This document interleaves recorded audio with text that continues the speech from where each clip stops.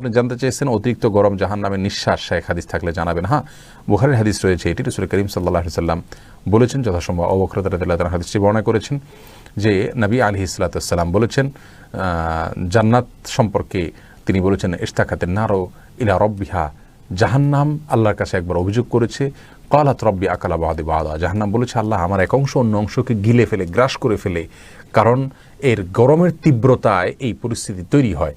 তখন ফাআদিন আল্লাহ হাবিনা ফাসাইন, আল্লাহ সুবহানাহু ওয়া তাআলা জাহান্নামকে দুটি শ্বাস ছাড়ার সুযোগ বা অনুমতি দিলেন। এরপর থেকে জাহান্নাম দুটি শ্বাস ছাড়ে, ভাঁপ ছাড়ে, এবং নাফাসুন ফিস সাইফি নাফাসুন ফিস শীতা, একটি হলো গরমে, একটা হলো ঠান্ডায়।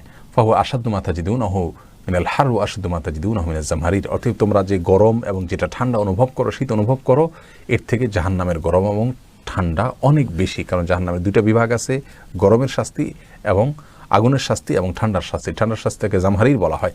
এই উভয় শাস্তি জাহান্নামের ভাঁপ থেকেই দুনিয়াতে এসছে, এবং এটা পৃথিবীর এক এক প্রান্তে এক এক সময় আল্লাহ সুবহানাহু ওয়া তাআলা বন্টন করে থাকেন, কিন্তু মূল বিষয়টা জাহান্নাম থেকে আসছে। হাদিসটি অবশ্যই বিশুদ্ধ, যেহেতু বুখারীর বর্ণনা।